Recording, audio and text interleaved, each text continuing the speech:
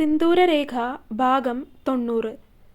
താൻ കിടന്നിട്ടും അവൻ ഒരുപാട് സമയം വീണ്ടും അലമാരയിലും ഷെൽഫിലുമൊക്കെ എന്തൊക്കെയോ അന്വേഷിച്ച് നടക്കുന്നതും ഒടുക്കം എന്തൊക്കെയോ കിട്ടിയതുപോലെ അവൻ്റെ ബാഗിലേക്ക് എടുത്ത് വെക്കുന്നതും കുറച്ചു കഴിഞ്ഞ് കുളിച്ചൊക്കെ വന്നതിന് ശേഷം ലൈറ്റ് ഓഫാക്കി തൻ്റെ അരികിലേക്ക് കിടക്കുന്നതുമൊക്കെ അവൾ അറിയുന്നുണ്ടായിരുന്നു.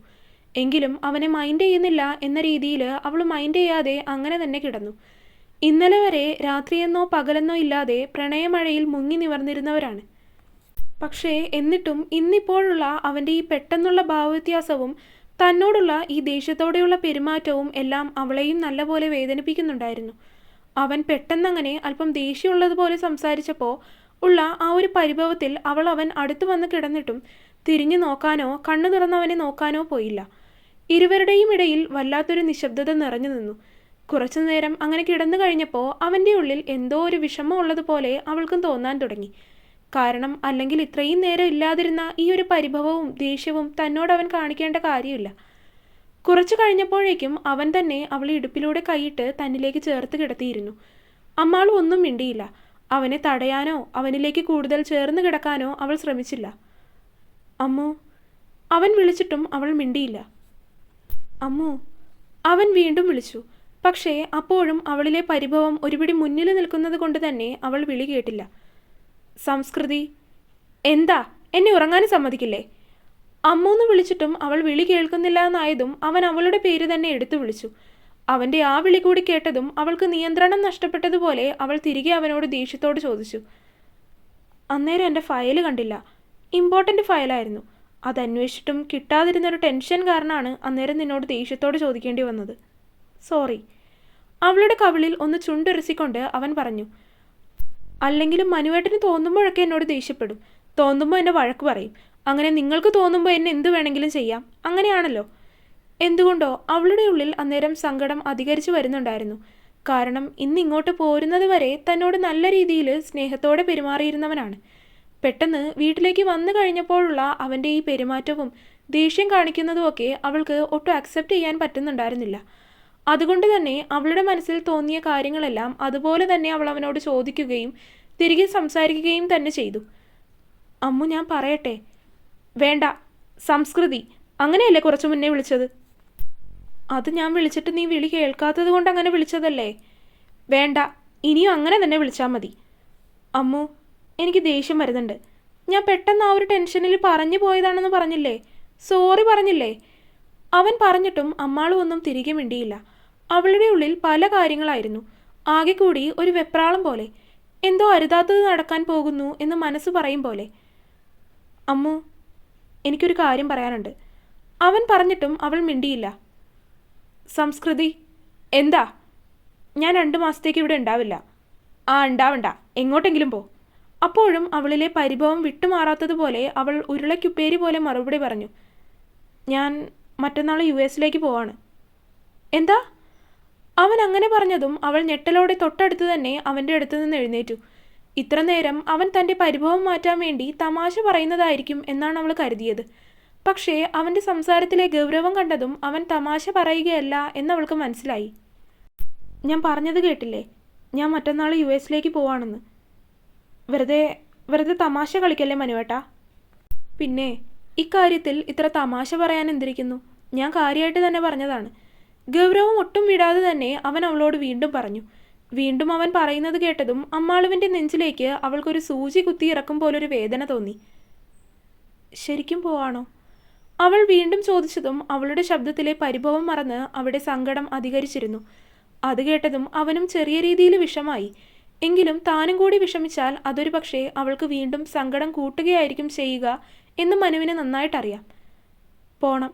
അവിടെ കുറച്ച് അത്യാവശ്യ കാര്യങ്ങളൊക്കെ എനിക്ക് ചെയ്യാനുണ്ട്. എന്ത് കാര്യമാണ്? അവൻ പറയുന്നത് കേട്ടതും വീണ്ടും അവൻ്റെ അടുത്തേക്ക് തന്നെ കിടന്നുകൊണ്ട് അവൾ പതിഞ്ഞ ശബ്ദത്തിൽ തിരികെ ചോദിച്ചു. അവിടെ 1-2 മെഡിക്കൽ എക്യുപ്മെൻറ്റ്സ് നോക്കാൻ പോകണം. പിന്നെ സിറിൽ സാറിനെ ഒന്ന് കാണണം. കഴിഞ്ഞ കുറച്ച് വർഷങ്ങളായിട്ട് ഉണ്ണിയാണ് ഹോസ്പിറ്റലിൽ നോക്കി നടത്തുന്നതെങ്കിലും അങ്ങോട്ട് ആവശ്യമുള്ള മെഡിസിൻസും എക്യുപ്മെൻറ്റ്സും ഒക്കെ ഞാൻ തന്നെയാണ് പോയി പർച്ചേസ് ചെയ്യാറുള്ളത്. അപ്പോൾ ഇത്തവണയും ഞാൻ തന്നെ പോകാമെന്ന് കരുതി. ഉണ്ണിയേട്ടൻ പോയാൽ പറ്റില്ലേ? അവനെ പിരിയാനുള്ള വിഷമം. അതുകൊണ്ട് അവൾ വീണ്ടും ചോദിച്ചു പോയി. ഞാൻ തന്നെ പോയേ പറ്റൂ. അത് പറയുമ്പോൾ അവൻ്റെ ശബ്ദത്തിൽ ഗൗരവം, ഒരുതരം കല്ലിച്ച ഭാവം. ഉം. അവൾ അതിനൊന്ന് മൂളി. അതിൽ കൂടുതലായിട്ടൊന്നും അവൾക്ക് പറയാനില്ലായിരുന്നു. അവനും ഒന്നും മിണ്ടിയില്ല. അവളും മിണ്ടിയില്ല. അവളിൽ സങ്കടം കൂടിക്കൂടി വരുന്നുണ്ടായിരുന്നു. അത് അവൻ എളുപ്പം മനസ്സിലാവുകയും ചെയ്തു. പക്ഷേ അവളെ സമാധാനിപ്പിക്കാൻ അവനെക്കൊണ്ടാവുന്നുണ്ടായില്ല. അങ്ങനെ ചെയ്താൽ ഒരുപക്ഷെ താനും അവളെപ്പോലെ വിഷമിക്കും. അത് അവൾക്ക് വീണ്ടും സങ്കടം കൂട്ടുകയേ ഉള്ളൂന്നറിയാം. കലങ്ങി മറിഞ്ഞ മനസ്സുമായി ഇരുവരും ഒരുപാട് വൈകിയാണ് അന്ന് നിദ്രയെ പുൽകിയത്. പിറ്റേ ദിവസം മുതൽ അമ്മാളും ആകെ സൈലന്റ് ആയിരുന്നു. പ്രധാനമായിട്ടും മനു പോകുന്നതിലുള്ള വിഷമമാണ്. പക്ഷേ അതിനേക്കാൾ ഉപരി അവനും അവളോടധികം സംസാരിക്കുന്നില്ലായിരുന്നു. അവൻ്റെ മനസ്സിലും വിഷമമാണെങ്കിൽ പോലും പലപ്പോഴും അത് ദേഷ്യമായിട്ടാണ് അവനിൽ നിന്ന് പുറത്തേക്ക് വന്നത്. പിറ്റേ ദിവസം രാത്രി കിടക്കാനായി മുറിയിലേക്ക് വന്നിരിക്കുവാണ് അമ്മാളു. മനു നേരത്തെ തന്നെ മുറിയിലേക്ക് വന്നിട്ടുണ്ട്. അമ്മാളു വന്ന് നോക്കുമ്പോൾ മനു കൊണ്ടുപോകാനുള്ള പെട്ടി പാക്ക് ചെയ്യുവാണ്. ദേവനിലയത്തിൽ നിന്ന് വന്നപ്പോൾ കൊണ്ടുവന്ന ഡ്രസ്സൊന്നും ബാഗിൽ നിന്ന് മാറ്റിയിട്ടില്ല. അതുകൂടാതെ കുറച്ച് വേറെയും ഡ്രസ്സൊക്കെ പാക്ക് ചെയ്ത് വെക്കാനുണ്ടായിരുന്നു. എൻ്റെ ബ്ലാക്ക് കളറിൽ ഷോർട്സ് കണ്ടായിരുന്നോ? അമ്മാളുവിനെ കണ്ടപ്പോൾ തന്നെ അലമാരയിൽ എന്തോ നോക്കിക്കൊണ്ടിരിക്കുമായിരുന്ന മനു അവളുടെ നേരെ നോക്കിക്കൊണ്ട് ചോദിച്ചു. ഞാൻ കണ്ടിട്ടില്ല. അത്രമാത്രം പറഞ്ഞ് അല്പം ഗൗരവത്തിൽ തന്നെ അമ്മാളു വന്ന് കട്ടിലിലേക്ക് കിടന്നിരുന്നു. മനു പിന്നെ ഒന്നും ചോദിക്കാൻ നിൽക്കാതെ കിട്ടിയതൊക്കെ എടുത്ത് പാക്ക് ചെയ്തു. കുറേ നേരം കഴിഞ്ഞ് അവൻ ലൈറ്റ് ഓഫ് ആക്കുന്നതും ആത്മാവിലേക്ക് പോയി കുറേ നേരം കഴിഞ്ഞ് ഇറങ്ങി വരുന്നതുമൊക്കെ അമ്മാളു അറിഞ്ഞിരുന്നു. എങ്കിൽ പോലും അവൻ എന്തെങ്കിലും ഉണ്ടെങ്കിൽ അതിങ്ങോട്ട് തന്നോട് വന്ന് ചോദിക്കട്ടെ എന്ന് കരുതി അവൾ അവനോടായിട്ട് അങ്ങോട്ടൊന്നും മിണ്ടാൻ പോയില്ല. പരിഭവത്തേക്കാൾ ഉപരി അവൻ്റെ ഈ പെരുമാറ്റത്തിൽ അവനോട് അവൾക്ക് കുറച്ചെങ്കിലും ദേഷ്യം തോന്നി തുടങ്ങിയിരുന്നു. അമ്മു. കുറച്ചു കഴിഞ്ഞ് അവളുടെ അടുത്തേക്കൊന്ന് ചേർന്ന് കിടന്നുകൊണ്ട് അവൻ വിളിച്ചു. അത് കേട്ടപ്പോൾ തന്നെ വെട്ടിത്തിരിഞ്ഞെന്ന പോലെ അവൾ അവനെതിരെയായി തിരിഞ്ഞു കിടന്നിരുന്നു. അമ്മു. എനിക്ക് ഉറക്കം വരുന്നുണ്ട് മനുവേട്ടാ, ഒന്നുറങ്ങാനെങ്കിലും സമ്മതിക്കെന്നെ. പരുക്കിയായ ശബ്ദത്തിൽ തന്നെ അമ്മാളും അവനോട് തിരികെ പറഞ്ഞു. എന്നിട്ട് നീ ഇപ്പോൾ കിടന്നിട്ട് തന്നെ ഒരുപാട് നേരമായല്ലോ. അത്രയ്ക്കങ്ങ് ഉറക്കം വന്നിരിക്കുവാണെങ്കിൽ ഇത്രയും നേരമായിട്ട് നിനക്ക് ഉറങ്ങാൻ പറ്റിയില്ലേ? ഇല്ല, മനസ്സും ശരീരവും ഒരുപോലെ സമ്മതിച്ചാലല്ലേ ഉറങ്ങാനാവൂ. അവളുടെ ശബ്ദം അത് പറയുമ്പോൾ ഒന്ന് ഇടറി. അത് മനസ്സിലാക്കിയതുപോലെ അവൻ അമ്മാളുവിൻ്റെ മുതുകിലായി തൻ്റെ മുഖമൊന്ന് അമർത്തിക്കൊണ്ട് അവളെ തനിക്കടുത്തേക്ക് വലിച്ചെടുപ്പിച്ചു. സോറി. എന്തിന്? എനിക്കറിയാം എൻ്റെ ഈ പെരുമാറ്റം അത് വീണ്ടും നിന്നെ വേദനിപ്പിച്ചു എന്ന്. സാരമില്ല, ഉറങ്ങാൻ നോക്ക്. നാളെ ഇനി രാത്രി ഫ്ലൈറ്റിലായിരിക്കും. ശരിക്കും ഉറങ്ങാൻ പറ്റിയെന്നൊന്നും വരില്ല. അവൻ്റെ അരികിൽ നിന്ന് നീങ്ങി മാറാൻ ശ്രമിച്ചുകൊണ്ട് അവൾ വീണ്ടും പറഞ്ഞു. അപ്പോഴും അവളിലെ പരിഭവം വിട്ടുമാറിയിരുന്നില്ല. അമ്മു. മനുവേട്ടൻ എന്താ വേണ്ടേ?